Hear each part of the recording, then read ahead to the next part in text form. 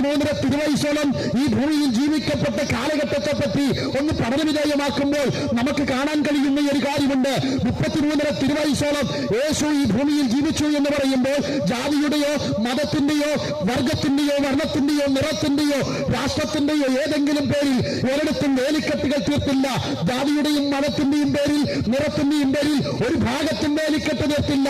സകല മനുഷ്യനുമുണ്ടാകാനുള്ള രക്ഷാകര പദ്ധതിയായി യേശു ഈ ഭൂമിയിൽ ജീവിച്ചു.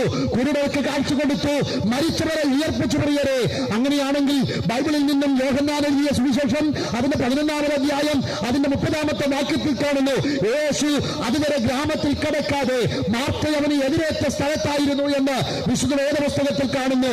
എന്താണ് അതിനർത്ഥം? ലാസർ എന്ന് പറയുന്ന മനുഷ്യൻ മരിക്കുന്ന സമയത്ത് യേശുവിനെ തന്റെ സ്നേഹിതരെ അറിയിച്ച് യേശുവിന്റെ അടുക്കൽ അറിയിച്ചിരുന്നു, ലാസർ എന്ന മനുഷ്യൻ മരണക്കിടക്കയിൽ കിടക്കുന്നു, അവൻ ദീനമായി കിടക്കുന്നു എന്നുള്ള കാര്യം യേശുവിനെ അറിയിച്ചിരുന്നു. പക്ഷേ യേശുവിന് ആ സമയത്തോടെ കടന്നു ചെന്നില്ല. മരിച്ചതിന് ശേഷം 4 നാൾ കഴിഞ്ഞാണ് യേശു അവിടെ കടന്നു ചെല്ലുന്നത്. പ്രിയരെ, നമ്മുടെയൊക്കെ നാട്ടിൽ ഒരു മരണം സംഭവിച്ചു കഴിഞ്ഞാൽ 4 ദിവസം കഴിയുമ്പോൾ ആ ശ്മശാന ഭൂമിയിലേക്കോ ആ കല്ലറയിലേക്കോ കടന്നു പോകാൻ ആരും താല്പര്യപ്പെടത്തില്ല. ഒരുപക്ഷെ കൊണ്ട് അടക്കം ചെയ്യുമ്പോൾ എല്ലാവരും കരഞ്ഞു വിരുമ്പി ഒരുപക്ഷെ തിരികെ വാങ്ങിപ്പോകുന്നിട്ടുണ്ടാകാം. പക്ഷെ മരണത്തിന് ശേഷം ആ കല്ലറയ്ക്കലേക്ക് ആരും കടന്നു പോകത്തില്ല. പോകുന്നത് കൊണ്ട് വലിയ അർത്ഥമൊന്നുമില്ല. അങ്ങനെയാണെങ്കിൽ യേശു കടന്നു ചെല്ലുന്നത് അങ്ങനെ ഒരു സാഹചര്യത്തില് മരിച്ച് ആ ലാസറിനെ അടക്കം ചെയ്ത് 4 നാൾ കഴിയുമ്പോൾ അവർ കല്ലറയ്ക്കലേക്ക് കടന്നു ചെല്ലുമ്പോൾ അവിടെ കാണുന്ന ഒരു കാഴ്ചയുണ്ട്.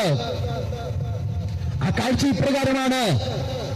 കല്ലറയ്ക്കലേക്ക് കടന്നു ചെല്ലുമ്പോൾ യേശുവിന്റെ അടുക്കൽ തന്റെ സഹോദരിമാർ അഥവാ ലാസറിന്റെ സഹോദരിമാർ പറയുന്നുണ്ട്, യേശുവേ, ലാസർ മരിച്ചുവല്ലോ, 4 ദിവസം കഴിഞ്ഞല്ലോ, നാട്ടം വെച്ചു തുടങ്ങിയല്ലോ, ഇനി പോകുന്നത് കൊണ്ട് എന്താണ് അർത്ഥമെന്ന് ചോദിക്കുമ്പോൾ യേശു മൗനം പാലിച്ചു. പ്രിയരെ, അവിടെ കൂടിയ യഹൂദന്മാരും അവിടെ കൂടിയ ആളുകളൊക്കെയും യേശുവിന്റെ എപ്പോൾ കല്ലറയ്ക്കലേക്ക് കടന്നു ചെല്ലുമ്പോൾ യേശു ലാസറിന്റെ കല്ലറയ്ക്കൽ കടന്നു ചെന്നിട്ട് അവിടെ ചെയ്യുന്നൊരു കാര്യമുണ്ട്. പ്രിയരെ, മരിച്ചു, 4 ദിവസം കഴിഞ്ഞു, അടക്കം ചെയ്യപ്പെട്ടു, നാട്ടം വെച്ചു തുടങ്ങി എന്നൊക്കെ അവിടെയുള്ള സമൂഹത്തിൽ നിന്ന് ആളുകൾ പറയുമ്പോൾ യേശു ആ കല്ലറയ്ക്കലേക്ക് ചെന്നിട്ട് പറയുന്നൊരു കാര്യമുണ്ട്, ലാസറെ, നീ പുറത്തു വരിക എന്നൊരു പ്രഖ്യാപനം യേശു അവിടെ നടത്തുകയാ. പ്രിയരെ, മരിച്ച 4 ദിവസം കഴിഞ്ഞ മനുഷ്യന്റെ ശരീര സ്നായങ്ങൾ എങ്ങനെയെന്ന് നമുക്കറിയാം. അത് എറിയിച്ചു തുടങ്ങി, നാട്ടം വെച്ചു തുടങ്ങി.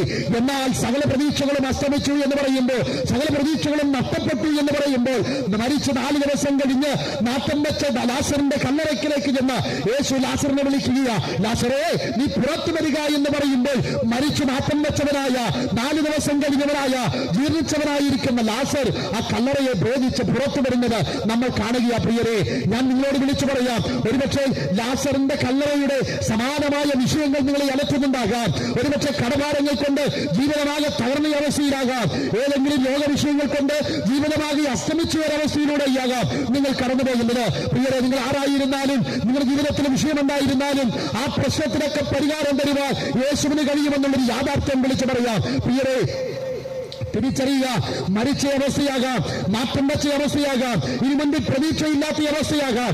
ഏതൊരു സാഹചര്യമായിരുന്നാലും, ഏതൊരു അവസ്ഥയായിരുന്നാലും, നിങ്ങൾ ഇരിക്കുന്ന ഇരിപ്പിലിരുന്നു കൊണ്ട്, കിടക്കുന്ന കിടക്കയിൽ കിടന്നുകൊണ്ട്, നിങ്ങൾ നിൽക്കുന്ന നിൽപ്പിൽ നിന്നുകൊണ്ട് യേശുവേ, എന്റെ അവസ്ഥയ്ക്ക് ഒരു മാറ്റം തരണമെന്ന് ഈ വചനഭാഗമെന്ന് വിശ്വസിക്കാൻ കഴിയുമെങ്കിൽ പ്രിയരെ, നിങ്ങളോട് വിളിച്ചു പറയുന്നു, മരിച്ചു മൺമറഞ്ഞ് 4 ദിവസം കഴിഞ്ഞ് നാട്ടം വെച്ച അവസ്ഥയിലും ലാസർ എന്ന മനുഷ്യനെ പുറത്തു കൊണ്ടുവരുവാൻ യേശുവിന് കഴിഞ്ഞെങ്കിൽ അതേ യേശു ഇന്നും ജീവിക്കുന്നുണ്ട്. നിങ്ങളുടെ കുടുംബത്തെ തകർത്തുകൊണ്ടിരിക്കുന്ന മദ്യപാനം, നിങ്ങളുടെ കുടുംബത്തെ തകർത്തുകൊണ്ടിരിക്കുന്ന വഴിവിട്ട ജീവിതം, നിങ്ങളുടെ കുടുംബത്തെ തകർത്തുകൊണ്ടിരിക്കുന്ന കടഭാരം, ഏത് വിഷയമാണെങ്കിലും ആ വിഷയത്തിന് പരിഹാരം തരാൻ എന്റെ യേശുവിന് കഴിയും. അതുകൊണ്ട് നിങ്ങൾ ആയിരിക്കുന്ന സ്ഥാനത്ത് ഒരു നിമിഷം കണ്ണുകൾ അടച്ചാട്ടെ. ഈ യേശുവിന് നിങ്ങളെ സൗഖ്യമാക്കാൻ കഴിയും. ഒരു നിമിഷം നിങ്ങൾ ആരുമായിക്കൊള്ളട്ടെ, നിങ്ങളുടെ വിശ്വാസ പ്രമാണമെന്തുമായിക്കൊള്ളട്ടെ, നിങ്ങളായിരിക്കുന്ന സ്ഥാനങ്ങളിൽ ഒരു നിമിഷം കണ്ണുകൾ അടച്ച് നിങ്ങൾക്കായി നിങ്ങൾ പ്രാർത്ഥിക്കാം.